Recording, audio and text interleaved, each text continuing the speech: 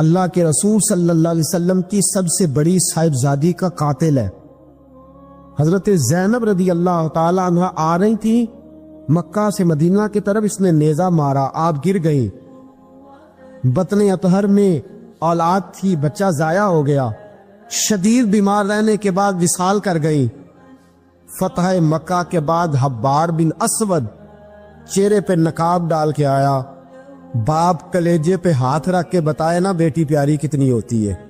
باپ ذرا کلیجے پہ ہاتھ رکھ کے بتائے کہ بیٹیاں جگر کا چین ہوتی ہیں، بیٹیاں سکون ہوتی ہیں، بیٹی باپ کو کتنی پیاری ہوتی ہے۔ بیٹی کا قاتل سامنے کھڑا ہو گیا، چہرے پہ نقاب ڈالا ہے، کہتا یا رسول اللہ صلی اللہ علیہ وسلم بہت بڑا دشمن بھی آ جائے تو آپ معاف کر دیتے ہیں۔ جاگ رہے ہیں آپ لوگ؟ فرمایا بہت بڑا دشمن بھی آ جائے تو معاف کر دیتے ہیں۔ حضور نے فرمایا حبار چہرے سے نقاب ہٹا، بیٹیاں بھولا نہیں کرتی، تو کلمہ پڑھ میں تجھے بھی معاف کرنے کو تیار۔ فرمایا ہٹا چہرے سے نقاب، کبھی بیٹیاں بھی کسی کو بھولی ہے لیکن تو کلمہ پڑھ صحیح، میں تجھے بھی معاف کرنے کو تیار ہوں۔ اگر اتنا بڑا قاتل معاف ہو سکتا ہے تو چچا کیوں نہیں معاف ہو سکتا؟ تائے کو معافی کیوں نہیں مل سکتی؟ ماما جی کو معافی کیوں نہیں مل سکتی؟ سسر کے ساتھ سلوک کیوں نہیں ہو سکتا؟ آپ اپنے برادر نسبتی کے ساتھ محبت کیوں نہیں کر سکتے؟ کیوں ان ساری محبتوں کو فروغ دیا کیوں نہیں جا سکتا؟ اگر قاتل کے ساتھ، ظالم کے ساتھ صلح ہو سکتی ہے، اگر ابو جہل کا بیٹا اکربا کلمہ پڑھنے آئے اور میرے رسول منبر پہ کھڑے ہو کے استقبال فرمائے اور صحابہ کہیں یا رسول اللہ وہ تو کافر اور دشمن کا بیٹا ہے، فرمایا پہلے دشمن کا بیٹا تھا، آج تو مومن بن کے کلمہ پڑھنے آیا۔ وہ پہلے کی بات ہے، استقبال کیا جا رہا ہے۔ عزیز دوستو، تیسری بات یہ ہے کہ معاف کریں، اور چوتھی بات یہ ہے جب کوئی معافی مانگنے آ جائے نا پھر اس کو معاف بھی کر دے۔ جڑے گا معاملہ تب بھی، معافی دیں بھی اور معاف جی بڑا مشکل معاملہ ہے۔ لڑائی ہو گئی، جھگڑا ہو گیا، اچھا پہلے کئی دفعہ سلام لے لیتے، ہمارا ماحول بڑا جی پہلے سلام دعا ہو جاتی ہے، لیکن بیٹے کی شادی کا کارڈ بھیج دیا تو کارڈ واپس کر دیا، میں نے منگنی تو نہیں سدیا تو میں نہیں آؤں گا۔ واہ جی واہ، بھائی منگنی پہ آپ کا آنا کچھ ضروری تھوڑا تھا، جب گھر والے کا دل کرے بلائے۔ پھر وہ ساری برادری کو لے کے دروازے پہ گیا، پر پھوپھی کہتی ہے میں آتی ہی نہیں، ماما جی کہتے ہیں تو جو مرضی کر لے، یہی تو موقع آیا ہے۔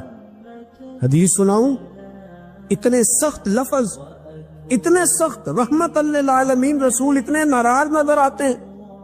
حضور نے فرمایا ترغیب و ترہیب میں حافظ منذری رحمت اللہ علیہ حدیث لائے، رسول رحمت صلی اللہ علیہ وسلم نے فرمایا جس سے اس کا بھائی معافی مانگنے آیا اور اس نے معاف نہ کیا، جس سے اس کا عزیز، اس کا دوست، اس کا رشتہ دار، اس کا مومن بھائی معافی مانگنے آیا اور اس نے معاف نہ کیا، فرمایا اگر معاف نہیں نہ کرنا تو میرے حوض کوثر پہ نہ آئے، میں جام نہیں پلاؤں گا۔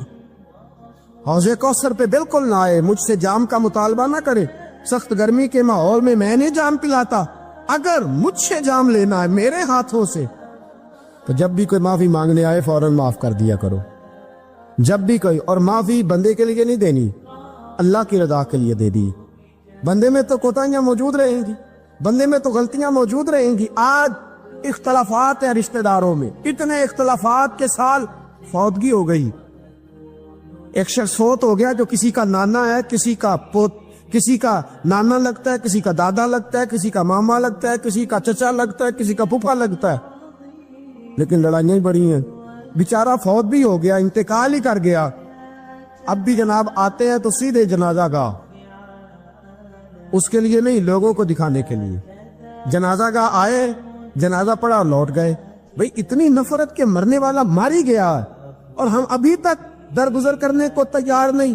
میرے رسول کریم صلی اللہ تعالی وسلم نے فرمایا اگر تو چاہتا ہے کہ تیری عمر بھی زیادہ ہو اور تیرا رزق بھی زیادہ ہو تو اپنے رشتہ داروں سے اچھا سلوک کر، اللہ دونوں چیزوں میں برکتیں پیدا فرما دے گا۔ کن سے اچھا سلوک کر ہے؟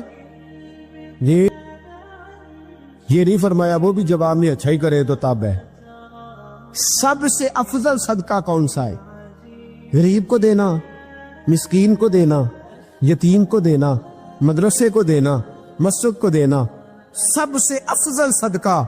اچھا یہ حدیث آپ نے پتا کیا کرنا جو میں سنانے لگا ہوں، یہ گھر جانا ہے، اس کو لکھ لینا ہے اور اس کو نہ پڑھنا ہے کبھی کبھی کھول کے کہ یہ کیا جملے ہیں حضور سید عالم کے، محبوب پاک کے، یہ کیسے عجیب حضور نے فکرے اور کس انداز میں سمجھا دیا، کتنی خیر ڈیل دی اپنے غلاموں کے دلوں میں۔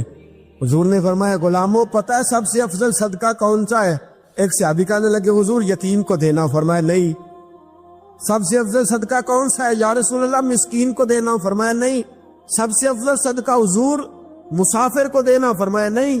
سب سے افضل صدقہ یا رسول اللہ مجاہدین اسلام کو دینا، فرمایا نہیں۔ حضور پھر بڑی قابل غور حدیث، جاگیے گا ذرا آنکھ کھولیے گا، ذرا ٹیٹ چھوڑیے گا، ذرا عجیب انداز دیکھیے گا میرے ماں بھئی حدیث میں فکرے کیسے بیان فرمائے۔ رسول پاک نے فرمایا تیرا رشتہ دار ہو، سب سے افضل صدقہ کیا ہے؟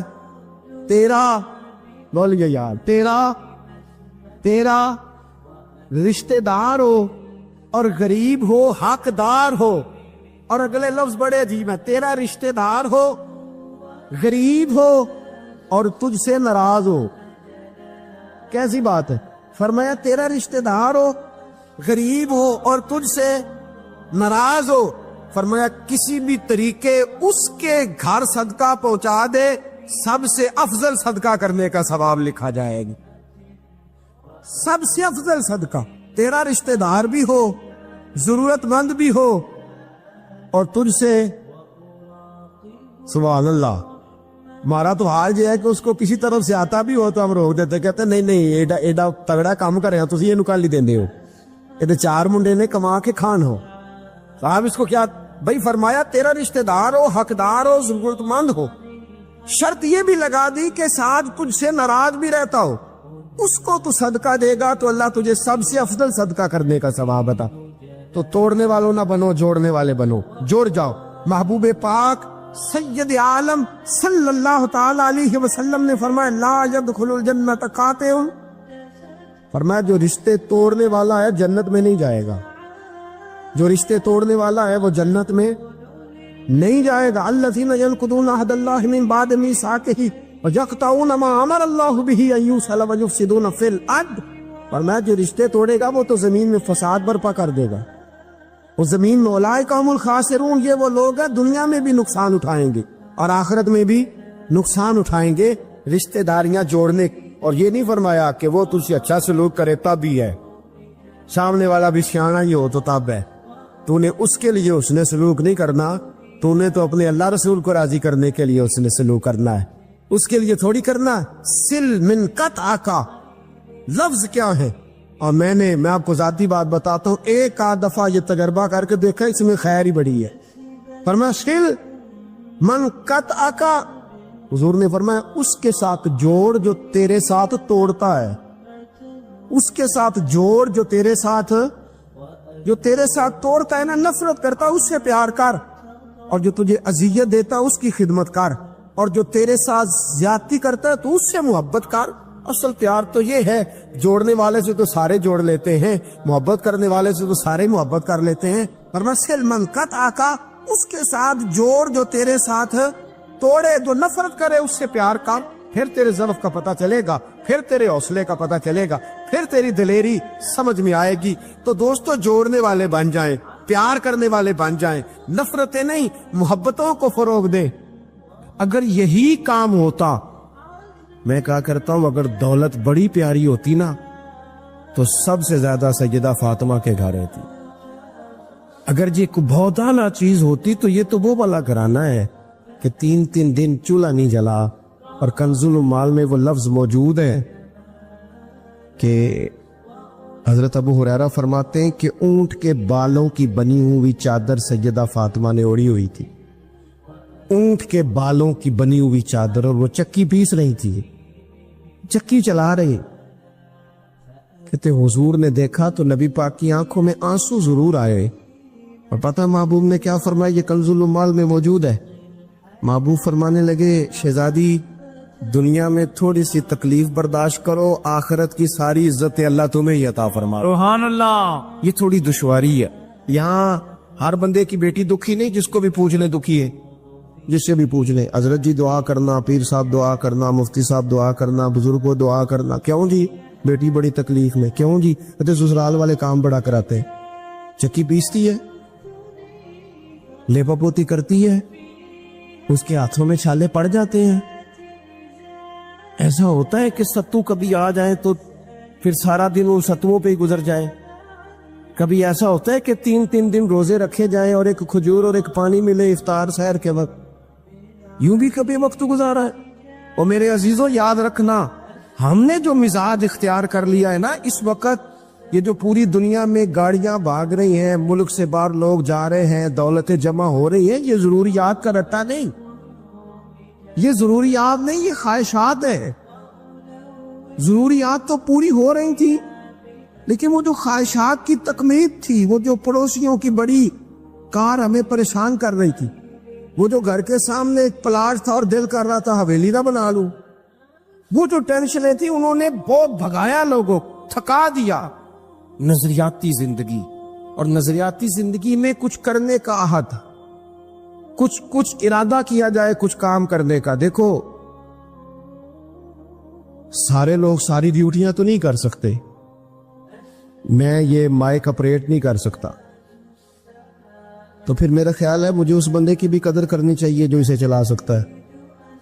جو کام میں گاڑی میں سفر کرتا رہتا ہوں، وہ کہاں گھوم آتے ہیں، تو میں تو سو جاتا ہوں کئی دفعہ گاڑی میں، لیکن ڈرائیور کو لوگ ڈرائیور کہہ کے پکارتے ہیں، حالانکہ تو سویا ہوا تھا، وہ تو جاگ رہا تھا۔ اس کی اہمیت کو سمجھنا چاہیے۔ ہم نہ زندگی میں کوئی بھی کام کریں، ایک تو کام کرے، اور جو ایک کرے زندگی میں، لیکن ذرا سونا کر کے کرے، کوئی ایک مقصد بنا لے، کوئی ایک مقصد ہو، کوئی ارادہ ہو، کوئی پروگرام ہو۔ نہ سمجھ آئے تو بخاری میں حدیث موجود ہے، ایک بوڑھی اماں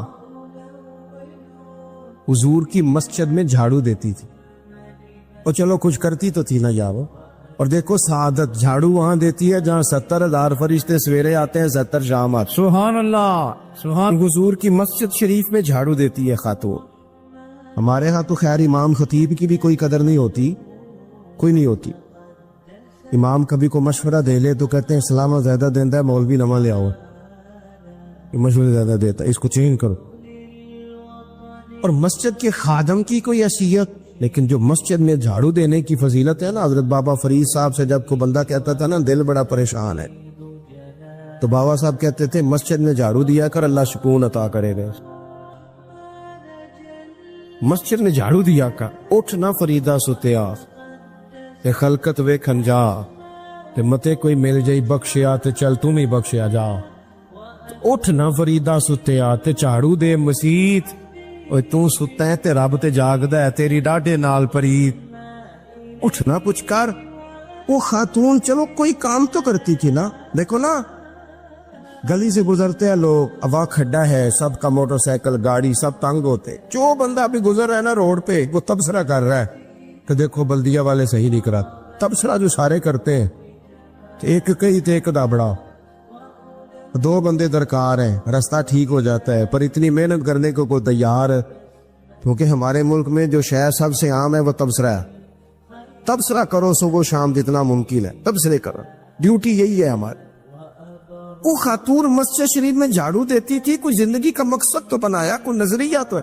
صحابہ نماز پڑھ کے چلے جاتے، خاتون جھاڑو لیتی، حضور کی مسجد شریف میں جھاڑو دیتی، بیمار ہو گئی، قربان جائے، حضور تیمارداری کے لیے تشریف لے گئے، رات کو انتقال ہو گیا، ٹھنڈ کا موسم تھا، حضور کا حکم ہے جلدی تدفین کر دو، صحابہ نے تکلیف دینا مناسب نہ جانا، اس خاتون کی تدفین کر دی۔ سارا کچھ جاننے والے رسول جو فرش پہ کھڑے ہو کے عرش کی خبریں دے، وہ تشریف لائے اور آ کر کے پوچھا خبر کیوں نہیں دی مجھے؟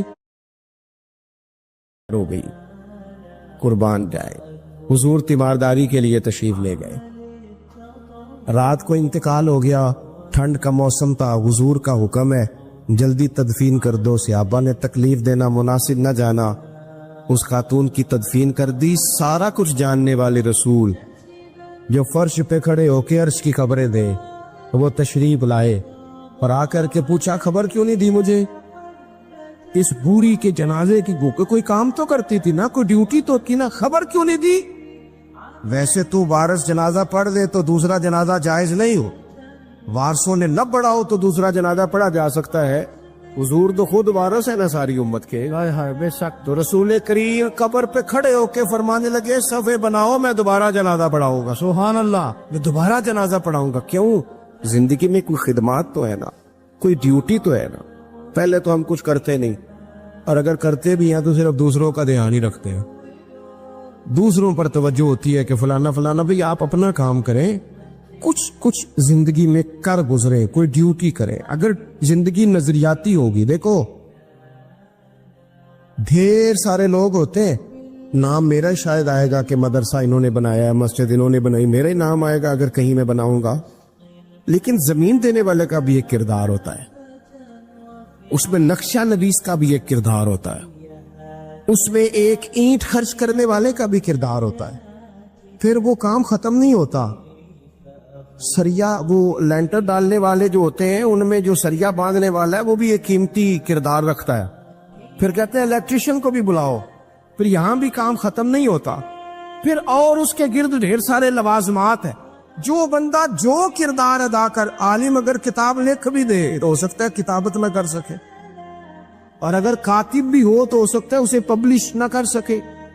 تو یہ کچھ نہ کچھ خدمات, کچھ نہ کچھ ڈیوٹیاں. حضرت مولا علی شیر خدا نے چھوٹی عمر میں کہا تھا یا رسول اللہ دین کی مدد بھی کروں گا, آپ کی حفاظت بھی کروں گا. 63 سال عمر پائی اور ہر میدان میں اگلی صبوں میں, ہر میدان میں اگلی صبوں میں, ہر میدان میں اگلی. حضور سے وعدہ کیا تھا یا رسول اللہ ڈیوٹی کریں گے, خدمت کریں گے. ہمارے ہاں یہاں تو منصوبہ بندی ہو رہی ہے. امام غزالی سے آ کے کسی نے کہا حضور کو بندہ مخلص ملتا ہی نہیں, یہ بھی غلط ہو گیا, وہ بھی غلط ہو گیا. تو امام صاحب فرمانے لگے چل تو ہی مخلص ہو جا, تیری شکل میں تو کچھ لوگوں کو مخلص بندہ مل جائے, کچھ کر تو صحیح نا, صرف تبصرے. حضرت مولا کائنات نے عمر مبارک ساری دین کی خدمت میں لگائی. تو جب 63 سال کی عمر میں خنجر لگانا تو لوگ تو کہتے ہیں نا میرے پتر کا دھیان رکھنا اور میرے بچوں کا خیال کرنا اور فلانی ڈیوٹی کرنا. تو جب خنجر لگا تو حضرت علی کیا کہہ رہے تھے؟ فرما رہے تھے مجھے کعبے کے رب کی قسم علی تو کامیاب ہو گیا ہے. یہ دیکھو پانی پرن سہیلیاں ترنگا رنگ کھڑے تے پریا تے اس تا جانی ہے نا جس تا توڑ چڑھے. فرمایا دیکھو میں نے کوئی ارادہ کیا تھا, آج میں کامیاب ہوا. تو نظریاتی زندگی ہوتی ہے نا, نظریاتی. پھر بندہ تھوڑی سی تکلیف بھی سہ لیتا ہے. کوئی کام کر رہا ہے نا بندہ. صحیح بخاری میں حدیث ہے, ایک خاتون نے آ کے عرض کیا تھا یا رسول اللہ صلی اللہ علیہ وسلم مجھے مرگی کا مرض ہے, بڑی تکلیف میں. وہ اللہ کے محبوب علیہ السلام سب کے لیے دعا کرتے, بلکہ حضور تو دستے شفا پھیرتے تو اللہ کرم فرما دیتا. لیکن نبی پاک صلی اللہ علیہ وسلم کی خدمت میں عرض کی یا رسول اللہ صلی اللہ علیہ وسلم مرگی ہے. تو آج حضور نے انوکھی بات کی. وہ پیچھے صاحبزادہ بشیر صاحب تشریف لائے, آگے تشریف لے آئے. نبی پاک صلی اللہ علیہ وسلم نے نا جی آج نظریہ سمجھایا. توجہ ہے آپ دوستوں کی میری بات پر. حضور فرمانے لگے اگر تو کہے تو میں دعا کرتا ہوں اللہ شفا دے دے گا, اور اگر تو کرے صبر. مانا کیا ہے؟ مرگی کے ساتھ ہی گزارا کرے. اگر کرے صبر تو پھر میرا وعدہ ہے رب جنت عطا کرے گا. ویسے ہم پیر صاحب کے پاس, سید صاحب کے پاس, بزرگوں کے پاس جائیں, پیر صاحب ہمیں کہیں کہ گوڑا ٹھیک کرانا ہے درد کے یا جنت چاہیے, ساڑا کی جواب ہے اے گوڑے دا کچھ کرو نا جی, اس فون نہیں دینا, یہی جواب ہے نا. لیکن نظریاتی لوگ نظریاتی ہوتے ہیں. نبی پاک صلی اللہ علیہ وسلم نے فرمایا کہ تو بتا, اگر تو کہے تو دعا کرتا ہوں اللہ شفا دے دے گا, اور اگر صبر کرے تو پھر تیرے لیے جنت ہے. اس خاتون نے 1 منٹ نہیں لگایا سوچنے پہ. یہ نظریاتی لوگ ہوتے. عرض کی یا رسول اللہ آپ دعا کر دے رب مجھے جنت ہی عطا کرے. سبحان اللہ. کیا مطلب کہ میں گزارا کر لوں گی مرگی کے ساتھ, صبر کروں, مجھے اللہ جنت دے. حضور نے دعا کر دی. خاتون عرض کرنے لگی حضور جب مرگی ہوتی ہے تو جسم سے کپڑا ہٹ جاتا ہے, حیا آتی ہے, خاتون ہو عورت ہو تکلیف محسوس کرتی ہو. محبوب نے دعا کر دی صحابہ کہتے ہیں جتنی بھی مرگی مرگی ہوتی تھی اس کے کپڑے نہیں جسم سے ہٹتے تھے، جتنی مرضی بھی ہو کپڑا قائم رہتا تھا، دیر تک وہ بوڑھی اماں زندہ رہیں۔ خواتین ایک دوسرے سے کہا کرتی تھی کسی نے جنتی دیکھنی ہے تو اس بی بی کو دیکھو، اسے دنیا میں حضور نے جنت کی بشارت۔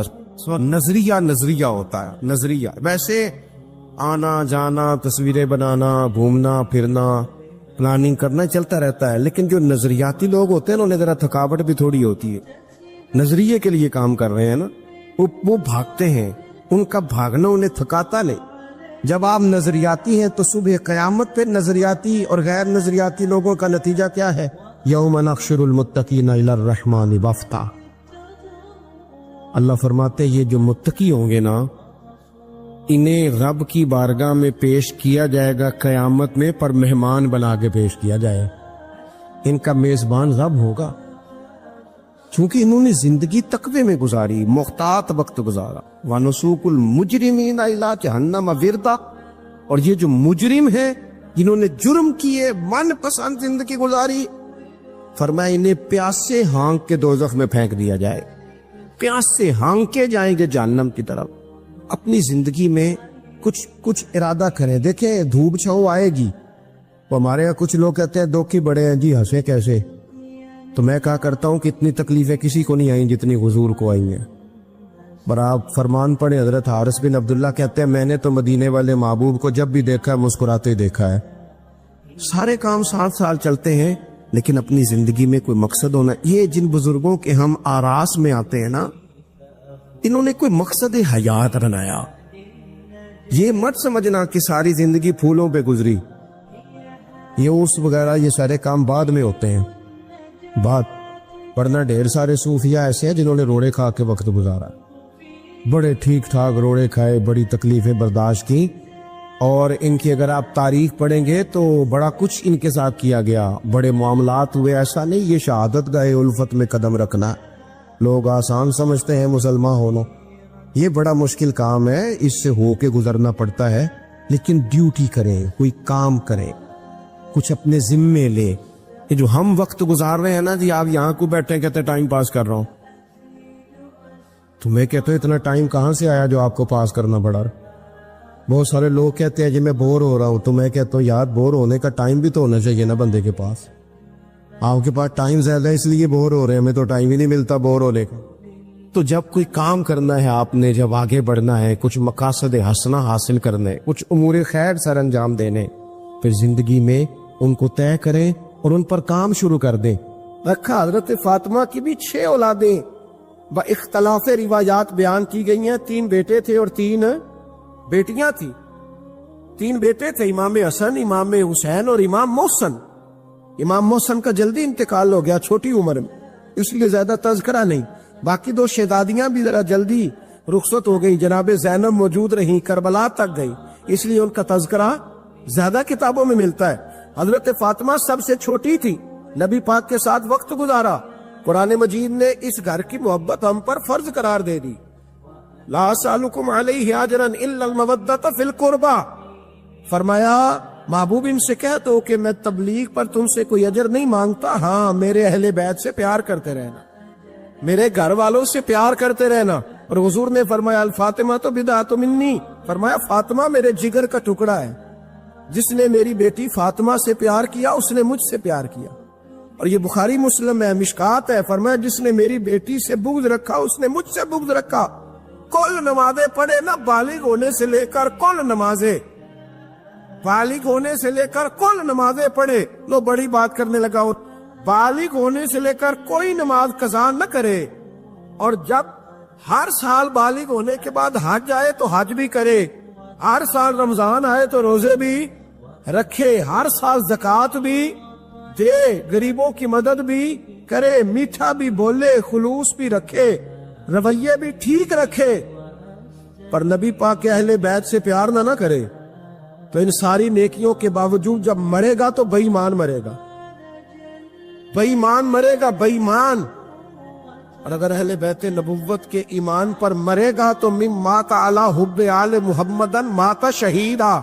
حضور نے فرمایا، امام راضی نے حدیث لکھی ہے، فرمایا جو میرے گھر والوں سے محبت کرتا ہوا مر گیا، وہ سادی موت نہیں مرا، اللہ نے اسے شہادت کا درجہ عطا فرمایا ہے۔ تو سب سے پہلی بات یہ کہ حضرت فاطمہ سے، نبی پاک کے اہل بیت سے پیار کرنا یہ ایمان کا حصہ ہے، یہ ضروری ہے۔ ایک بات یہ ہے کہ ان سے محبت، اور دوسری بات یہ کہ کسی کی محبت جو ہوتی ہے نا، اس کا معنی یہ نہیں کہ آپ کو کسی سے پیار ہو گیا تو آپ اس کے دشمن تلاش کرنے شروع کر دیں، بلکہ جس سے محبت ہوتی ہے تو محب کا دل کرتا ہے کہ میرے محبوب سے ساری دنیا ہی پیار کرے۔ اب عجیب فلسفہ ہے نا لوگوں کا، اہل بیت سے پیار کرتے ہیں تو سب سے پہلے اہل بیت کا دشمن تلاش کرتے ہیں، اور سب سے پہلے اہل بیت کے دشمنوں پہ گفتگو کرتے ہیں۔ تو میں کہتا ہوں بڑے بیوقوف ہو، دشمن نہ تلاش کرو، غلام تلاش کرو، پیارے تلاش کرو ان کے، یہ غلط ہے تمہارا انداز فکر۔ تو جناب فاطمہ الزہرا سے حضور نے بڑی محبت کی۔ حضرت خدیجہ الکبریٰ رضی اللہ تعالی عنہ فرماتی ہیں کہ بڑا پیار کیا نبی پاک علیہ السلام نے حضرت فاطمہ سے، چھوٹی تھی نا۔ ادھر حضرت عائشہ صدیقہ کہتی ہیں کہ نبی پاک نے بڑی محبت فرمائی۔ مشکات میں حدیث ہے، کسی نے حضرت فاطمہ الزہرا حضرت عائشہ صدیقہ سے پوچھا، سچے باپ کی سچی بیٹی، صدیق کی بیٹی صدیقہ، کسی نے پوچھا کہ عائشہ حضور علیہ السلام کو سب سے زیادہ محبت کس سے تھی؟ تو حضرت عائشہ فرمانے لگی پوچھنے والی بات ہی کوئی نہیں، حضور سب سے زیادہ سیدہ فاطمہ سے پیار کرتے تھے۔ تو کہا پھر یہ بتائیں کہ مردوں میں حضور کو سب سے زیادہ پیار کس سے تھا؟ فرمایا یہ بھی پوچھنے والی کوئی بات نہیں، فاطمہ کے شوہر مولا علی سے۔ یہ حضرت عائشہ صدیقہ بیان کرتی ہیں ان کے شوہر سے۔ اب لوگ نا ترازو لے کے بیٹھے رہتے ہیں اور تولتے رہتے ہیں۔ پیر سید فیض الحسن شاہ صاحب آلو مہاروی رحمت اللہ علیہ، ان کے پاس بھی ایک بندہ چلا گیا تو اس نے کہا جی بتائیں حضرت عائشہ افضل ہے کہ حضرت فاطمہ؟ تو آپ فرمانے لگے تجھے یہ سوال ہی نہیں کرنا چاہیے تھا، اس لیے کہ تیرے اور میرے پاس کوئی ترازو موجود ہے۔ اس نے کہا جی نہیں آپ بتائیں، بتانا پڑے گا۔ آپ فرمانے لگے نہیں بتاتا، کہنے لگا نہیں بتائیں، فرمانے لگے چل میں ایک بات بتا دیتا ہوں، فیصلہ گھر جا کے کر لینا۔ اس نے کہا بتائیں۔ آپ فرمانے لگے کہ عائشہ بیٹی ہے ابو بکر صدیق کی اور فاطمہ بیٹی ہے نبی پاک کی۔ تو فرمانے لگے کہ ابو بکر کی جو بیٹی ہے نا وہ نبی پاک کی بیٹی سے افضل نہیں ہو سکتی۔ اور پھر فرمانے لگے کہ فاطمہ زوجہ ہے مولا علی کی اور عائشہ زوجہ ہے مصطفیٰ کریم کی۔ تو فرمانے لگے جو علی کی بیوی ہے وہ نبی کی بیوی سے افضل نہیں ہو سکتی۔ تو وہ کہنے لگا جی نتیجہ کیا ہے؟ فرمایا گھر جا کے نکال لینا، نتیجہ تو گھر جا کے نکال، یہاں ترازو پکڑ کے نہ بیٹھ۔ ہاں جو حضرت عائشہ نے کہا اس پر غور کر۔ حضرت عائشہ خود گواہی دیتی سب سے زیادہ حضور حضرت فاطمہ سے پیار کرتے، چھوٹی عمر تھی۔ تو جناب خدیجہ ذرا انداز دیکھیے گا بیٹی کی محبت کا۔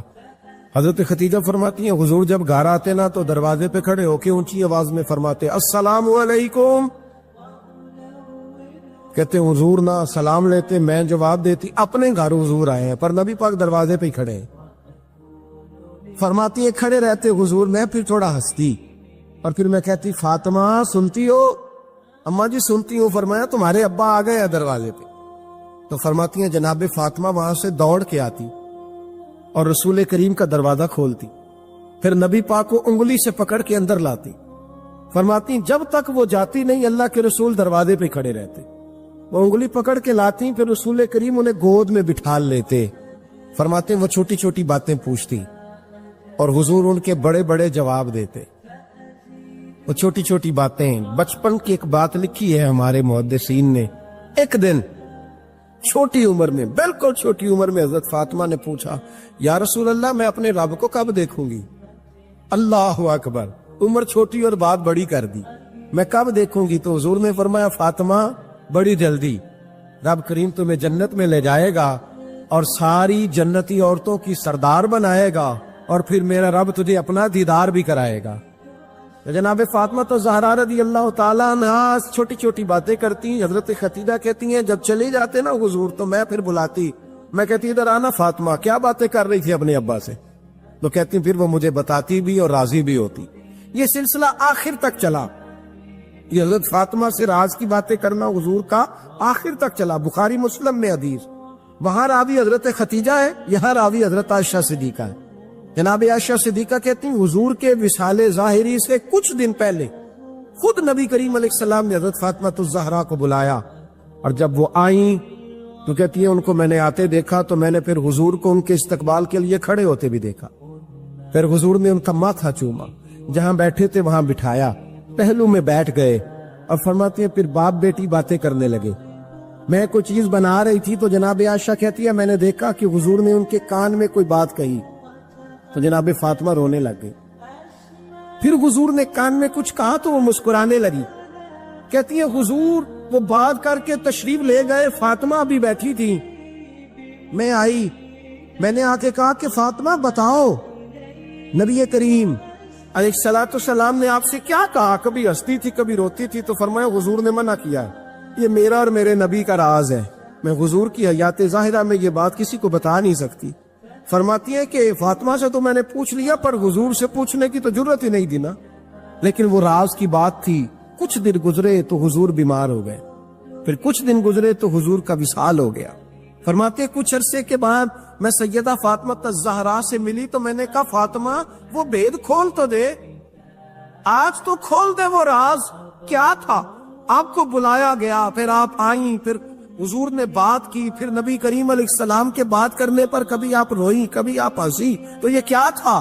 تو کہتی ہے جناب فاطمہ پھر رونے لگی، کہنے لگی ہاں اماں جی اب میں پردہ کھول دیتی ہوں، اب میں راز بتا دیتی ہوں، حضور کا وصال ظاہری ہو گیا۔ فرمانے لگی مجھے حضور نے بلایا اور میرے کان میں فرمانے لگے فاطمہ وقت تھوڑا رہ گیا ہے، اب تیرے والد نے جانے کا پروگرام بنا لیا، اب نہ ٹائم آ گیا ہے بچھڑنے کا۔ فرماتی ہیں جب میں نے یہ بات سنی تو میں رو پڑی، حضور آپ بچھڑ جائیں گے؟ کہتی ہے میں روئی، ذرا حدیث کے جملوں پہ غور کرنا۔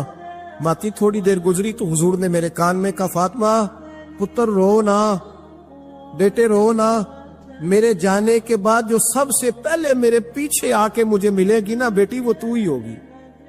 اللہ کرے میں سمجھا سکوں آپ کو بات، جب کہا نا کہ میں وصال کروں گا تو رو پڑی، اور جب کہا نا میرے بعد تیرا بھی جلدی وصال ہو جائے گا تو حضرت فاطمہ نے ہنسنا شروع کر دیا۔ کیا پیار ہے میرے محبوب علیہ السلام کے ساتھ جناب فاطمہ کا، ان کے وصال کی خبر سنی تو رو پڑی اور اپنے کی سنی تو ہنس پڑی۔ اور پھر حضور نے کہا فاطمہ تجھے یہ بھی پتا ہے نا کہ اللہ تجھے جنتی عورتوں کا سردار بنائے گا، یہ بھی تجھے پتا ہے؟ تو جناب فاطمہ الزہرا کے ساتھ شروع سے لے کر آخر تک میرے رسول کریم علیہ السلام کی محبت رہی، پیار رہا۔ اور جناب فاطمہ کا جو حضور سے پیار تھا، ایک ہے باپ کا شفقت کرنا اور ایک ہے بیٹی کا پھر اپنے باپ سے، بولیے یہ بیٹیاں جو ہوتی ہیں نا ان کا بھی رویہ کو انوکھا ہوتا ہے ساری دنیا سے، انوکھا۔ میں کبھی کبھی کچھ ایسی باتیں کرنے کو دل کر جاتا ہے کہ جو کر گزرتے ہیں۔ ایک صاحب مجھ سے ایک دن کہنے لگا حضرت صاحب بڑی مشکل میں ہوں اور اتنا کٹھن وقت آ گیا کہ کوئی حال ہی نہیں۔ میں نے ان سے کہا کہ اپنی اماں سے دعا کراؤ، مسئلہ ٹھیک ہو جائے گا۔ کہنے لگا اماں تو انتقال کر گئی۔ تو میں نے کہا بہن سے دعا کراؤ۔ کہنے لگا بہن دور رہتی ہے۔ تو میں نے کہا پھر بیٹی سے کرا لو۔ آپ یقین کریں اللہ کے گھر میں بیٹھا اور رمضان کا مہینہ مجھے تیسرے دن ملا۔ کہنے لگا حضرت صاحب الحمدللہ اللہ نے میری مشکل آسان کر دی۔ کہنے لگا یہ نسخہ آپ نے بڑا عجیب بتایا، پیر تو اس قسم کی باتیں نہیں نہ بتاتے، پیروں نے تو آپ کو پتا ہے دعائیں قید کر کے رکھتے ہیں، صرف ہماری قبول ہونی ہے۔ کہنے لگے آپ ان کا میرے ساتھ ارادت کا رشتہ ہے۔ کہنے لگے آپ کس طرح کے پیر ہے کہ آپ نے مجھے پلٹ کے کہہ دیا کہ اماں سے، بہن سے، بیٹی سے؟ تو میں نے کہا اصل بات یہ ہے کہ میں کبھی تھکا بھی ہوتا ہوں، کبھی کسی رنگ میں بھی ہوتا ہوں، اور کئی دفعہ اب تو یہ حال ہو گیا ہے کہ رونا آئے بھی تو روتے نہیں کہ لوگ تماشا نہ سمجھیں، کئی دفعہ آنسو چھپانے بھی پڑتے ہیں کہ لوگ اس کو اداکاری اور فنکاری ہی نہ سمجھنے لگ جائے۔ تو میں نے کہا یہ جو بیٹی ہوتی ہے نا، یہ جو بہن ہوتی ہے، یہ جو ماں ہوتی ہے، اس کو اشارتاً بھی آپ کان میں کہہ دینا مشکل میں ہوں تو یہ رات کو رو رو کے مصلی بھگو دیتی، یہ رو رو کے دعا مانگتی ہے بیٹے کے لیے، بھائی کے لیے، باپ کے لیے۔ اس کا رنگ ہر بیٹی پیار کرتی، اور یقین کرے کہ کلیجہ ٹھنڈا ہو جاتا ہے جب بیٹیاں چھاتی پہ لیٹتی ہیں تو لطف آتا ہے کہ اللہ کریم نے اس ننھی سی کلی میں کیا ٹھنڈک رکھی ہے کہ سارے دل کا جو ہے بوجھ اس نے ہلکا کر دیا۔ تو بتائیے پھر میرے نبی پاک کی شہزادی کی حضور سے محبت کتنی ہو۔ چھوٹی سی عمر تھی حضرت فاطمہ کی جب حضرت ختیجہ وصال کر گئی، تو کسی نے کہا فاطمہ سب سے پہلے گھر سے کب نکلنا ہوا؟ تو بخاری مسلم میں حدیث ہے، اللہ کے نبی نا بیت اللہ شریف کے سامنے سجدے میں تھے تو ابو جہل کو شرارت سوجی، شرارت۔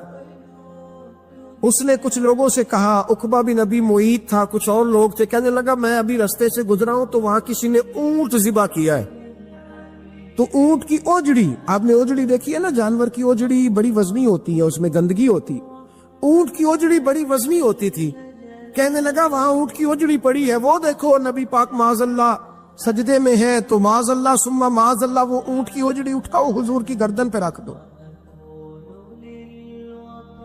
تھوڑا سا مشکل سے جمعہ پڑھنا پڑ جائے نا، اور تھوڑا سا مشکل سے پڑھانا پڑ جائے تو ہم دین کے بہت بڑے خدمت گزار بن جاتے ہیں۔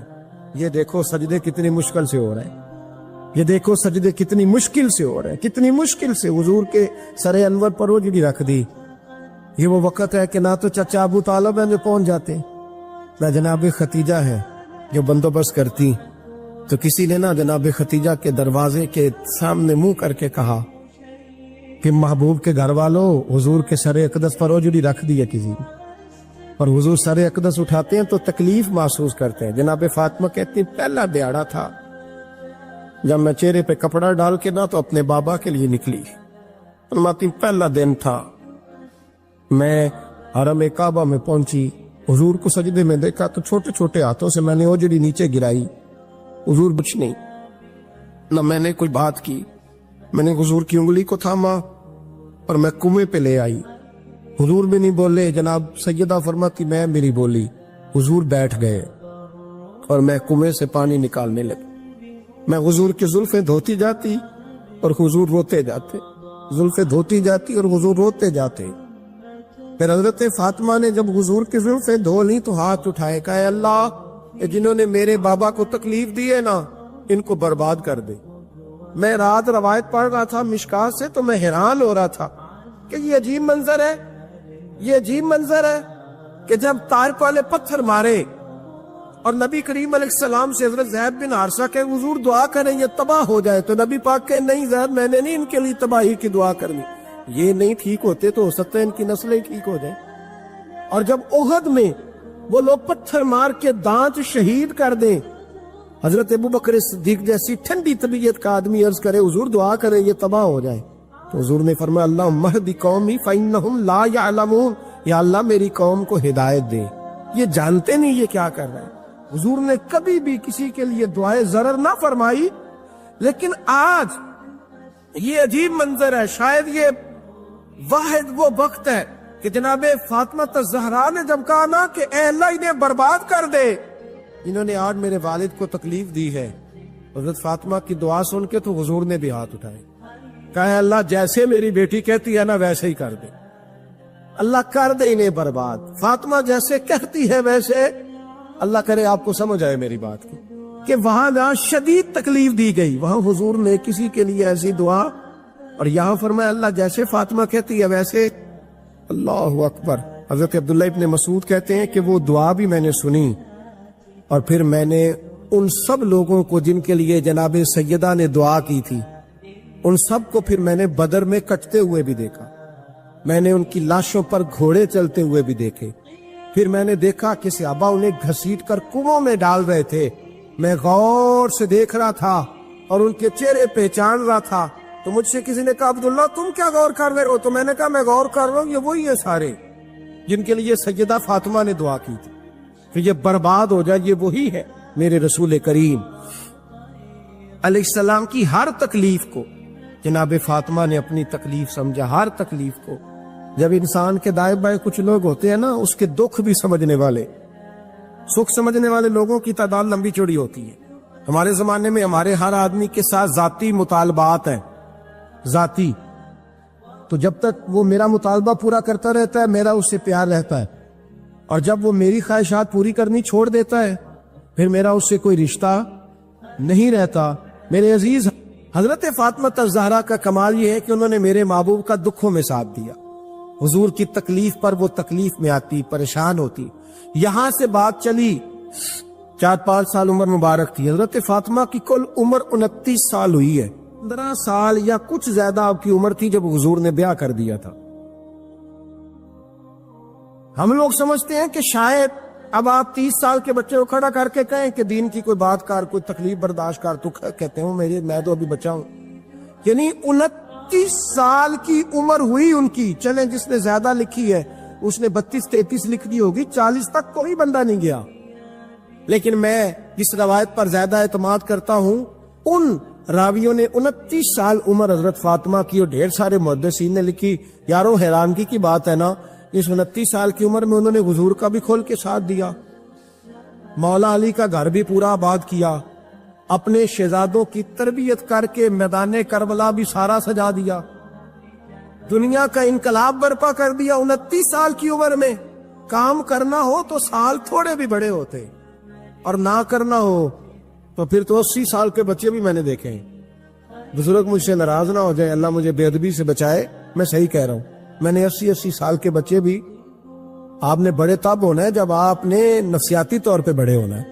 لیکن آپ کی عمر ہو گئی ہو 70 سال, لیکن تصویروں کی خواہش ابھی بھی نہ جاتی ہو.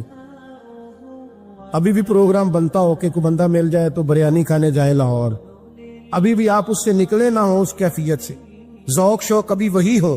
اس کا مطلب یہ ہے کہ قد بڑا ہوا, عمر بڑی ہوئی, لیکن ذہنی اور نفسیاتی طور پر وہ پختگی نہیں آئی جس کی ضرورت تھی. ہمیں ذہنی طور پر پختہ ہونا چاہیے.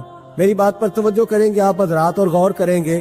نبی کریم علیہ السلام کی تکلیفوں میں انہوں نے ساتھ دیا. ایک تو یہ اوجری اتاری تو پھر یہ وقت بیتتا گیا. ایک حدیث کے راوی مولا علی شیر خدا ہے, امام زاہبی نے لکھی ہے. نبی پاک نے نا دین کے لیے بڑی مشقت کی, جد و جہد کی. حضرت فاطمہ چھوٹی عمر سے دیکھتی آ رہی تھی حضور کو کام کرتے. حضور کی عادت مبارکہ تھی جب سفر پہ تشریف لے جاتے تھے تو سب سے آخر میں سیدہ فاطمہ کے گھر جاتے, واپس آتے تو سب سے پہلے سیدہ فاطمہ کے گھر جاتے. مولا علی کہتے ایک دن میں نے عجیب نظارہ دیکھا. نبی کریم علیہ السلام سفر سے واپس آنے والے تھے. میں نے حضرت فاطمہ کو اطلاع دی کہ حضور آج پہنچ جائیں گے, تو انہوں نے گھر سارا صاف کیا, سجایا, سنوارا, کھانا پکایا. لیکن فرماتی ہیں جیسے ہی حضور اندر داخل ہوئے نا گھر کے, جناب فاطمہ نے حضور کا چہرہ دیکھا تو ہاتھ پکڑ کے چومنے لگی. اور کہتے ہیں جب انہوں نے سر اٹھایا تو ان کا چہرہ سارا آنسوؤں سے بھرا ہوا تھا. رسول کریم نے بیٹی کے سر پہ ہاتھ رکھا, بٹھا لیا. فرمایا فاطمہ بیٹے رونے والی تو بات کوئی نہیں تھی, کیوں رو پڑی ہو؟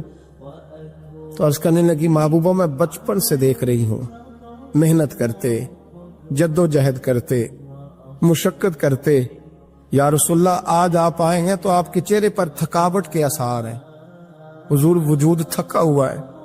یا رسول اللہ میں نے ساری زندگی آپ کو کام کرتے دیکھا ہے, مدینے والے حبیب مجھے بتا تو صحیح کام کب تک کرنا ہے؟ کو وقت آئے گا جب آپ کی کمر بھی بستر سے لگے, کو ٹائم آئے گا آپ گھر میں بیٹھیں, من پسند غذائیں کھائیں. حضور کب تک یہ جد و جہد کرنی ہے, کب تک یہ کام ہوگا؟ جناب فاطمہ فرماتی حضور نے میرے آنسو پہنچے. مولا کائنات شیر خدا فرماتے نبی کریم علیہ السلام فرمانے لگے فاطمہ تیرے باپ کی ڈیوٹیاں بڑی زیادہ ہیں. جب تک دنیا کے آخری کونے تک دین نہیں پہنچ جاتا, اور جب تک اینٹیں اور پتھر بھی میرے دین کا پیغام سن نہیں لیتے, اتنی دیر تک تیرا باپ جد و جہد کرتا ہی رہے گا. یہ بڑا مشکل کام ہے. یہ دین کا سفر, یہ دین کی جد و جہد, یہ دین کی تھکاوٹ آپ اپنی مرضی نہیں کر پاتے. لوگ اپنی مرضی کے ساتھ جی نہیں پاتے جو اس رستے کے مسافر ہوتے ہیں. وہ دین کی پراپرٹی ہوتے ہیں, انہیں دین کے مطابق چلنا پڑتا ہے. تو جناب فاطمہ نے وہ سارے رنگ دیکھے رسول کریم علیہ السلام کی حیات مبارکہ کے. پھر یہ ساری کیفیت جب دیکھی نا کہ حضور اتنی محنت کرتے ہیں, تو پھر جناب فاطمہ کو میرے نبی کی امت سے پیار بڑا ہو گیا صلی اللہ ہو. سمجھیے گا اس بات کو, امت مسلمہ سے حضرت فاطمہ کو بڑا. امام حسن کہتے ہیں میری امت سارے کام کرتی تھی گھر کے. اب تو شہزادے ہیں نا ہمارے بچے, کام اور بچی, یعنی بچی میکے سے واپس آتی ہے تو سب سے بڑا دکھڑا یہ سناتی ہے کہ وہ کام بڑا کراتے ہیں. یہی ہے نا دکھڑا؟ ہاں نہ تو کریں. سب سے بڑا دکھڑا کیا ہے؟ پتہ نہیں کیا کراتے ہوں گے, ہال نہیں چلوا لیتے کہیں, یا کچھ چکی نہیں پسوا لیتے, پتہ نہیں کون سا ایسا کام ہے. اور میں آپ ناراض نہ ہو جانا, میں بھی بیٹی کا باپ ہوں, میں بھی بہنوں کا بھائی ہوں، میں بھی اس بات کو سمجھتا ہوں، لیکن ایک بات ذہن میں رکھنا کہ یہ بات نہیں ہے کوئی کرنے والی کہ سارے بچی کے ماں باپ جمع ہو کے پہنچ جاتے ہیں ہماری بچی جی کام بڑے کرتی ہے۔ مثلاً کیا کرتی ہے؟ کیا کرتی ہے وہ؟ آؤ میں بتاؤں میرے مصطفیٰ کی بیٹی کیا کرتی تھی۔ میں نے سینکڑوں دفعہ یہ بات کی اور میرا دل کرتا ہے روزانہ کروں، پھر کرتا ہوں۔ دنیا میں کوئی اتنا غریب ہے جس کی بیٹی اتنا کام کرے کہ ہاتھوں پہ چھالے پڑ جائیں؟ ہے کوئی اتنا غریب تو اٹھ کے بتائے کہ میری بیٹی سسرال میں اتنا کام کرتی ہے کہ چھالے پڑ جاتے؟ میں دکھاتا ہوں، میرے رسول کی شہزادی کو چھالے پڑ جاتے۔ کچا مکان، جناب فاطمہ جناب فضا آپ کی لونڈی تھی، ان سے مٹی منگاتی اور گھر میں لیپا پوتی کرتی، پھر جھاڑو دیتی۔ امام حسن اور حسین کے درمیان پورے سال کا فرق نہیں، 11 مہینے کا فرق، دونوں بچوں کو سنبھالتی۔ جناب علی کی والدہ حضرت فاطمہ بنت اسد بوڑھی تھی، جناب فاطمہ وہ کھول کے نوکری کرتی کہ حضرت فاطمہ بول پڑتی، حضرت فاطمہ بنت اسد بول پڑتی، کہتی بیٹے فاطمہ میرا اتنا نہ خیال رکھا کر، تیرے اپنے بھی بچے ہیں۔ جناب فاطمہ فرماتی آپ صرف علی کی ماں تو نہیں نا، آپ میری بھی تو ماں ہے نا۔ یہاں بیبیاں فلسفہ بیان کرتی ہیں، وہ کہتی ہیں جی کس حدیث میں آیا ہے ساس سسر کی خدمت فرض ہے؟ میں نے کہا کسی میں بھی نہیں آیا۔ ہم کیا کہہ رہے ہیں؟ کسی میں بھی نہیں آیا، لیکن یہ تو آیا ہے نا کہ شوہر راضی ہو تو اللہ راضی رہتا ہے۔ تو اگر شوہر ماں باپ کی خدمت سے راضی ہوتا ہے تو کرو خدمت، اس کو تو راضی کرنا ہے نا، اس پر تو توجہ دو۔ حضرت فاطمہ پھر چکی پیستی، چکی چکی، یہ آسان جملہ نہیں کہہ جاتے، ہم سن لیتے ہیں آپ۔ چکی پیس کر، جو پیس کر اس کا آٹا بنانا، پھر بچوں کے لیے کھانا پکانا۔ پھر ایک دن کہنے لگے علی آپ کی آمدن تھوڑی ہے، خرچے زیادہ، چرخا نہیں لا دیتے؟ فاطمہ کیا کرو گی؟ فرمایا تھوڑا سا سود بنا لیا کروں گی، تم بیچ آیا کرنا۔ چلو میں تھوڑا ہاتھ بٹاؤں گی۔ یہ ساری ڈیوٹیاں کر کے حضرت حسن بنواتے ہیں، پھر عزت والے رسول کی عزت والی بیٹی، پھر شانوں والے نبی کی شانوں والی بیٹی، پھر پاک محبوب کی پاک شہزادی، ساری ڈیوٹیاں کر کے رات کو مولا علی سے کہتی اگر آپ اجازت دیں تو اللہ کو راضی نہ کر لوں۔